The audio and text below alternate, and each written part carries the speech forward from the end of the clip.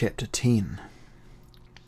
Reverses, Advances and Revelations, in which the Middlemarch is discussed and described. The City in the Autumn Stars. Grey evening came and we flew amongst the great silent mountains. The Duchess of Crete, holding her pistol steady, reached up with her left hand to push back the hood and pull loose her domino.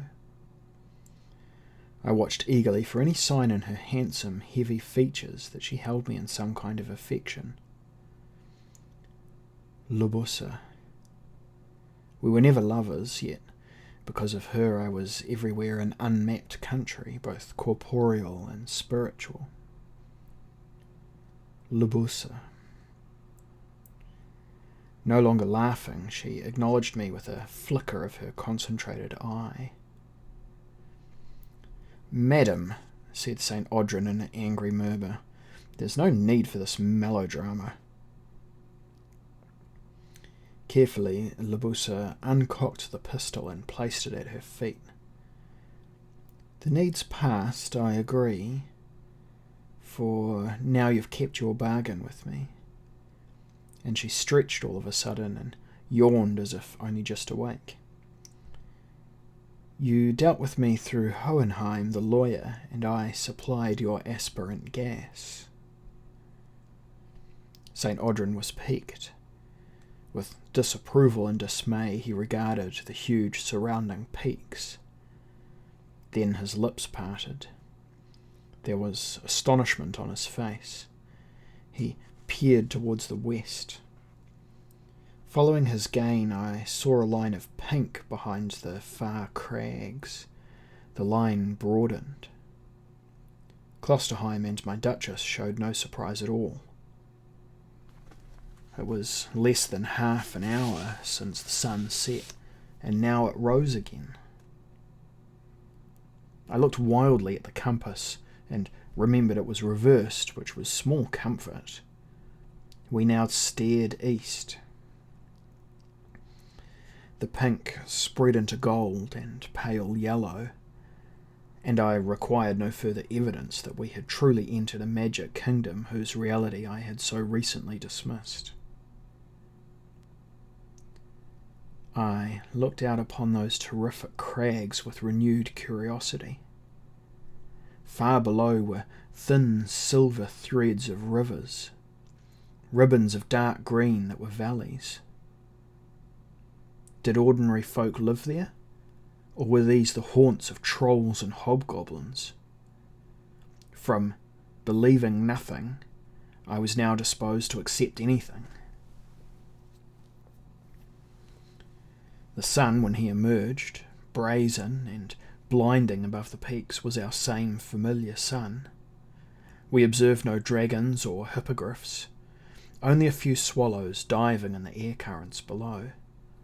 The morning was considerably warmer, so much so that we were soon removing our outer clothing. St. Audrin was lost in himself. Far from reconciled to Libussa's thwarting counterplay with the dragoon pistol, yet evidently excited by the adventure itself. Klosterheim merely leaned upon the edge and noted familiar landmarks to his companion, who paid him scant attention. Crosswinds pushed us this way and that between the mountains, as if we were steered by Talus's gentle fingers, until we were drifting over high valleys whose meadows were entirely free of snow and which were filled with late summer flowers. The seasons, too, were mirror reflections of our own. Otherwise we might be in Switzerland or return to the Carpathians. The heating air was sweet and lazy, a balm to the troublesome humours which had beset me for so many weeks. My blue devils were all but banished. We saw cottages and little towns, the occasional walled city, its architecture antique and pleasantly familiar. like so many of our old German cathedral towns, save the cannon fire plainly had never attacked these perpendicular cloisters and castles, these tranquil viaducts and massive fluted towers, the carved arcades of granite and limestone set upon hills overlooking lovely rivers whose steep banks were thickly forested, all dark shades of green. "Is this where you told me Hell's army marched?" I asked Klosterheim. "No," he said, "not here." He pointed. "Beyond Ireland, beyond the west." More relaxed, more the familiar female rogue I had first met on the Lausanne road, Libussa became a kindly tutor. "The Mittelmarch is not one realm as you understand it. It weaves in and out of our other world, crossing and intersecting, but you can travel through it without even noticing. If you seek it and know where and when are the points of conjunction, the time of certain winds even, then you can enter as we've entered. We cross a land roughly between Austria and Hungary, yet you could pass through it in the space of moments, though 'tis many thousands of miles square. There again you might find yourself in some other Mittelmarch kingdom. Time and geography are not the finite things your reason demands, von Beck. Your natural philosophy, based upon constants and analysis, is scarcely the keen, pure instrument you insist it is. You narrow the world, sir, with such logic. We alchemists celebrate complexity and refuse to reduce it. We aim at universal understanding through quite different means."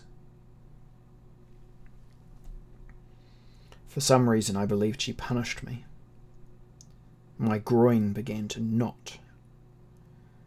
I desired her so strongly it was all I could do to remain where I stood, braced against the basket-work while the great balloons swayed above.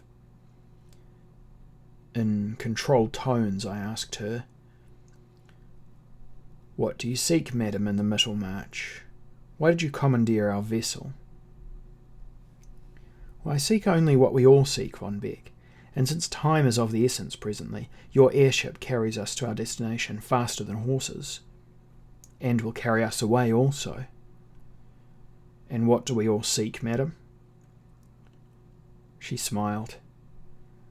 She seemed to look upon me as if she suspected my innocence to be assumed. "The Grail. My interest is chiefly alchemical. Unity and harmony are two of the most used words in our professional vocabulary, and those are surely what the Grail personifies." She would answer no more. "Your ancestor believed, as did Prince Lucifer, that the Grail should bring an easing of the heart, an end to torment." Klosterheim spoke into space. St. Audrin, still distant and antagonistic, addressed her. "If you're as adept as you say, madam, it would have been simple for you to build your own balloon. Why take ours?" "No time," she said. "My intelligence was recent. Besides, I wanted more than your vessel." St. Audrin frowned. "A matter of personages, eh?" Libussa looked away, so I could not see her face. I did not fully understand what my Scotch friend said, but he had struck home. "Klosterheim proposed an alliance already," continued St. Audrin, his eyes narrowing. "Which of us is so necessary to your plans, madam? Von Beck, I'd guess." She sighed, and then she glared at him again. She was furiously out of sorts. "Your logic's good, St. Audrin, but 'tis over-complex. This is no maze we explore, merely a simple expedition to the likeliest hiding place of the Grail. Which Von Beck will recognise, though it's in disguise." St. Audrin lifted his hat and scratched his head. Ironically, he might not even know now what he finds. My friend now had a calm air of victory. I recognised his stance. His strategy had carried him clearly through to the point he aimed for. and my Libussa was of a certainty displeased, for she stuck out her jaw, and her fingers clenched as if she would readily discharge the pistol at him if she still held it. St. Audrin, clearly satisfied, having avenged himself for her outwitting of him earlier, looked across the great valley. "Ain't the scenery pretty?" he drawled, "and ain't the weather uncommon warm?" She stared at me for a moment, brows furrowed, as though I was a dog which might have understood a word or two of their exchange and maybe would become less docile in the handling. But she could not know the depths of my compulsion to serve her and be loved, or at least acknowledged by her. I was almost singing. It was possible I did possess some small value to her. But then St. Audrin had sprung for the pistol and had it in his hand, straightening. "This will help the balance," he smiled. Klosterheim looked contemptuously at the weapon. "I've died so often it makes no difference to me should I die again." "Fire that Barker, sir, and we're all dead," said I, feeling foolishly divided. Sensing me for an unreliable comrade, St. Audrin shrugged and held the pistol aslant his shoulder, as if about to fight a duel. "You'd do well, sir," said she amiably, "to accept all this with better grace. Truly, we've no quarrel. Your deceit, and our counter-deceptions, ended. Frankness will serve our interests better, and this adventure could bring mutual benefit. Accept me as your commander, and you'll find me neither unjust nor ungenerous. By tonight we'll have reached our destination, where the opportunities for enrichments are considerable. And your friend, sir, is in no danger either from myself or from Klosterheim."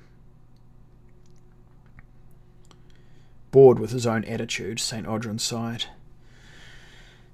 "Name your destination, that's all I ask." He had relented. It was not in his nature to bear a grudge, nor to play a pointless game. Klosterheim answered, as if there had never been any mystery. "We go towards the autumn stars," he said. "We've had a glimpse of them already, and they'll be readily visible tonight. You knew this, Von Beck, the lines of force?" I humoured him, for there was nothing to be gained otherwise. I had begun to believe he was lucid part of the time and given to uttering gibberish for the rest. St. Audrin picked up his greatcoat and stuffed the dragoon pistol into one of the pockets. He offered me another glance, as if he sought to know which side I was on. I was on both. I was torn. She came up beside me, smiling. She reached out and stroked my face so that I shuddered. "You're tired, Von Beck." She spoke intimately, as if we had always been lovers. My legs were weak. Had those dreams been reality? Had she visited me during those nights I thought I merely suffered fever? I was breathing in shallow gasps and recovered as best I could. The woman's strength of character and good looks were obvious to all, but she enjoyed a devilish aptitude for arousing my lust at a touch, and lust was ever the banisher of reason. She was irresistible. Even she, I think, did not fully guess the extent of her power over me. St. Audrin, opening his mouth to warn of her duplicity, saw my face and once more shrugged. Libussa placed a hand upon my heart. The hand was unusually warm, even hot, as if just withdrawn from hellfire. Her lips were red and kissed my eyes. "You should sleep, Von Beck," she whispered. "Sleep, my dear, until you're needed." My eyelids had closed before I realized it, and I sank into the slumber, even as I lowered my body to the comfortable, yielding wickerwork. In her presence, I thought ecstatically, I had no will. My will could come between us, so therefore it must be abolished. My only desire was to be useful to her, to aid her in whatever ambition led her to commit this act of aerial piracy. I awoke once, hearing Klosterheim's drone.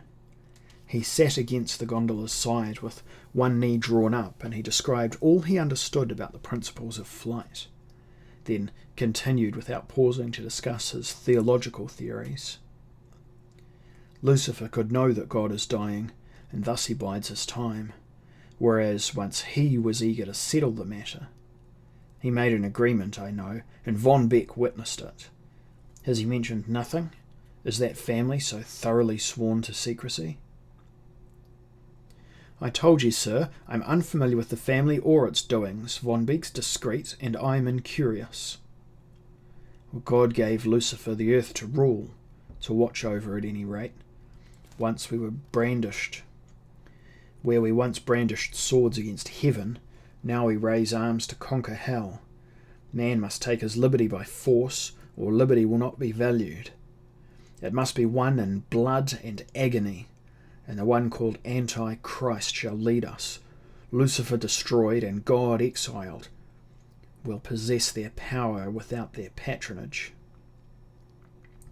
St. Audrin scratched his neck. I'm bored, sir, to a stone by all this abstraction of yours. If God and Satan are not mere symbols, but are personalities, then they'll have things settled between themselves by now. They'll not tell us, eh? Well, Von Beck's ancestor knew what passed between them. He saw I was awake. And you, Von Beck, too, I'd swear. You're the devil's darlings, all of you. My sole acquaintance with the devil, sir, is in Lesage's excellent Le Diable Bourtois. That fellow, however, was perhaps less comely than your old master, but he had a monstrous better wit by the sound of it. My master was the wisest and most beautiful creature in all creation, said Klosterheim. This statement, so matter-of-fact, and yet so sincere, made me aware of a fragment of life left in his soul. Like Lucifer defying God, Klosterheim had rebelled against the only being he had ever loved. His punishment was to be eternally denied the presence of the master he betrayed. And did not his situation mirror my own, save that I had betrayed an idea, and therefore myself? I became disturbed by a subject I lacked the courage or the wisdom to examine. Labussa's hand fell upon my brow, but she spoke to Klosterheim. Johannes, this dull talk will not do, sir. The touch of her warm skin sent my blood rushing harum scarum to my head, so thought was again banished. Surely, I felt, our passion must soon be consummated. She could not mean to torture me much longer. Sleep, she said. I returned to my languorous trance. We were fated to be lovers, destined for union, eternal harmony, whether we wished it or not. When next I woke, it was at her finger's pressure upon my lips. I heard the Chevalier's voice in the darkness and felt the gondola swaying under me. Look ahead! Look ahead! Cried St. Audrin. Oh, look ahead, all of you! His grim humour was completely abolished by his wonderment. He was leaning over the side while Klosterheim stood impassively beside him. Black gloves on hands now, hands upon ropes, hat upon his fleshless head, cloak wrapped tight around him. Von Beck, look, dear friend! My Labussa helped me regain an uncertain footing and led me to stand between Klosterheim and the Chevalier. In silence she pointed towards the northeast, through a wash of changing light and colour, towards a great deep valley through which flowed a broad river. We were descending as we drew closer, and I was filled with a curious frisson of recognition. Now I could see the outline of a wonderful city, glowing black and white in the light of stars whose formations were unfamiliar, whose size was larger, stars warmer and older than any I had seen. They had faint but distinctive colours, cinnabar and vermilion, saffron and deep gold, and they illuminated the valley with their hazy radiance. The city seemed to combine every architectural style. She was Nuremberg, of course, but Nuremberg exaggerated. Nuremberg made still more beautiful, larger and inconceivably complicated. Baroque towers were of dark jade. Old gabled houses were of worn obsidian, and their exposed beams were of milk-white marble, forming a perfect negative of those in the Nuremberg I had known. The city was silent and still, yet every so often an eddy of subtle yellow light rippled across her rooftops, and then it faded, like the valiant last flickerings of a candle. Its source was one of those distant dying suns. Duchess. St. Audrin was restored to his habitual grace. I apologize for my poor manners, and I thank you, no matter what your purpose, for bringing us to this astonishing city. 'Tis a kind of mirror, I know, to the one we've lately departed, but 'tis also an idea of what a perfect city could be. Blood, madam, but 'tis the personification of every architect's dream down the centuries, of every mason who ever took chisel to stone. He drew in his breath. It seemed to me that he was near weeping. Klosterheim made a flat interjection. "The city in the autumn stars," he said. "Where all our destinies shall be decided," said she. St. Audrin looked inquiringly at her. She nodded. He lifted his hand to his valve and began gently to let gas from the envelope. Scents began to rise up to us. Spices, sweet-smelling trees, shrubs and night-perfumed flowers, coffee, delicate meats and vegetables, cheeses, cakes, pastries, sausages and preserves, aromatic oils, old parchment, leather, mildew, wine, sulphur, wood smoke, dust, hot metal, sewage, lye, human juices. The combination, defeating all true analysis, which was the individual signature of every great city. Yet I had never smelled anything so exotic, not even Constantinople, nor yet Alexandria, nor any of those cities which I had passed on my way from Samarkand, as this, Nuremberg. There was a little of them all in her. Something of London's boisterous eclecticism, of Rome's unconcerned antiquity, of Prague's ornament and Paris's labyrinthine vitality, of Venice's haughty stink and Dresden's fragile granite. As a city she was the sum of mankind's ages. Chaldea, Memphis, Jerusalem, Athens, Berlin, St. Petersburg. She was timeless in her jet-black marble, her clear white alabaster, her geometry, her angles, planes and curves formed a subtle language. This rhetoric of masonry and mortar described a multiplicity of stresses and tensions, of mutual dependency and irreconcilable contradictions, of deep-rooted permanence and constant change. She spoke, too, of sorrow, of agony, and of joyous celebration. Klosterheim turned his expressionless eyes to look at me. Clumsily, he stretched his hand to show me the city, as he had once tried to show me a snowflake. His voice possessed no resonance. He merely repeated his statement as if to a simpleton. The city in the autumn stars.